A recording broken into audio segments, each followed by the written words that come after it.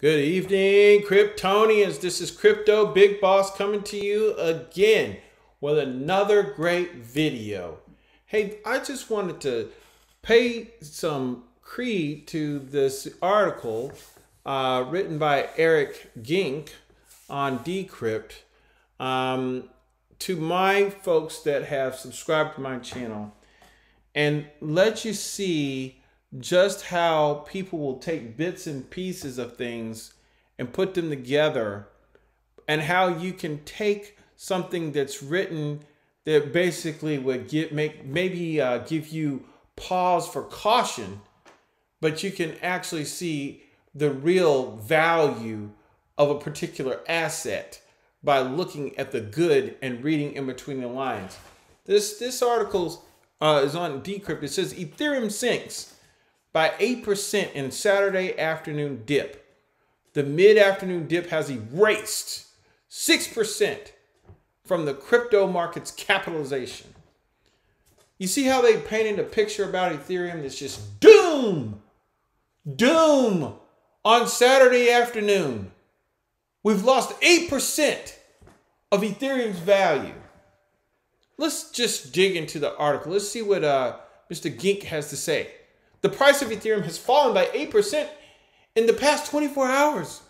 According to the data from metrics site Nomics, Ethereum's price started to drop from 6 a.m. when it sank steadily, but almost without reprieve, from $2,548 all the way down to $2,374. Oh, God! Ethereum's market cap is now only $274 billion. Okay, let's go ahead and put a little chart over here to make it stick. Bitcoin, the largest cryptocurrency with a market cap of $647 billion, has fallen by 6.8%. Oh God, I guess we're supposed to shake in our boots. In the past 24 hours to $34,500. Oh God, you see the panic? I remember when freaking Bitcoin was only $5,000. Binance coin has fallen 7.18%, down to $318, and Cardano by 10%. Do you guys hear the whining? I can hear this guy whining. Oh, throw up another chart to validate everything you've written down there. In fact, most of the top coins have fallen. You think? Computerized driven institutional investor trading. And today's mid-afternoon dip has seared a 4.85% off of the crypto's global market cap. You know what? Global capitalization, which is now sits at 1.59 trillion. Is that all? Huh?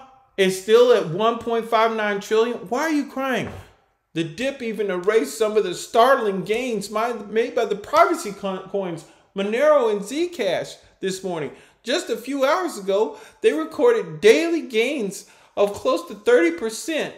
The dip has trimmed that down to 7.82%, and Monero is now 2.94% for Zcash.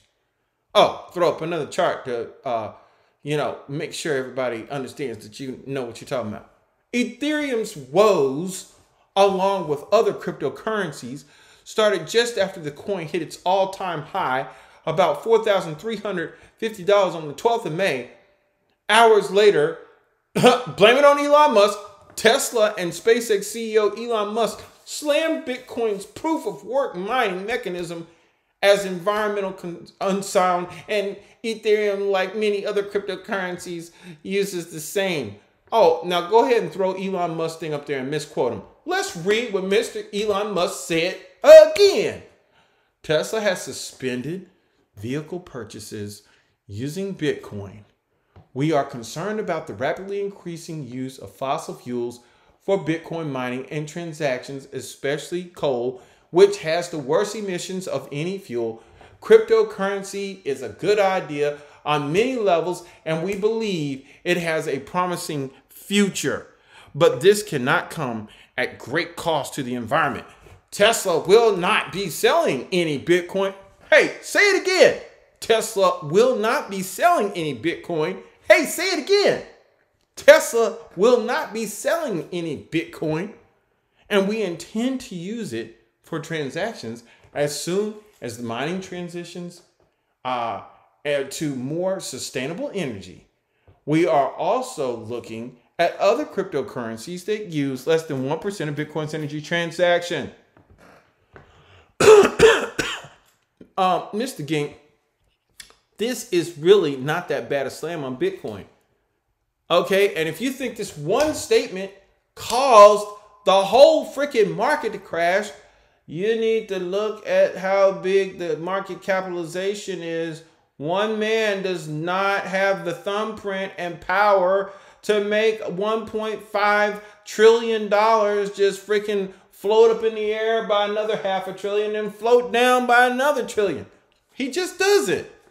Last week, let's see what we got. Then last week, 3 major payments associations in China reconfirmed their commitment to a 2017 regulation that prohibited financial institutions. You know what, man? Here we go again. China's doing their thing every 4 years, sitting up here trying to ban crypto. So what? So what? The news was largely misreported as a new ban on crypto, fueling fears across the crypto market. Ethereum fell by 38% during the crash.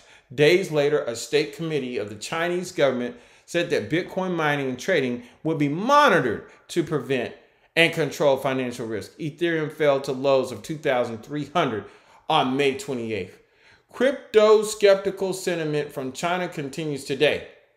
The local media, tightly controlled by the Chinese government, published criticism of crypto derivatives trading tweeted by Colin Wu, a Chinese cryptocurrency journalist.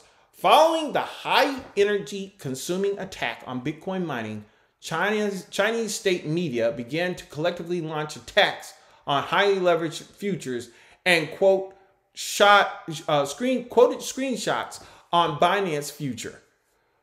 Come on, man. Is this really what our people out here are going to base their investing on?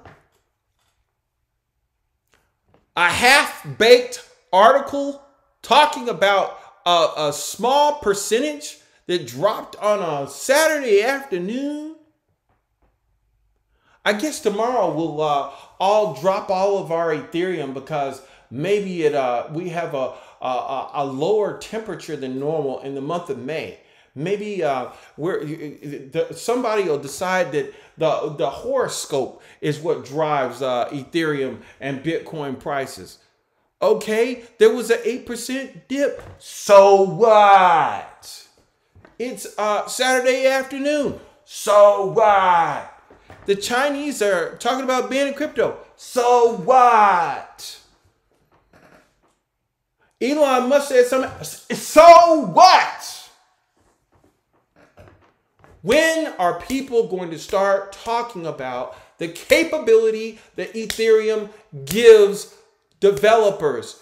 When are we going to start talking about Web 3.0?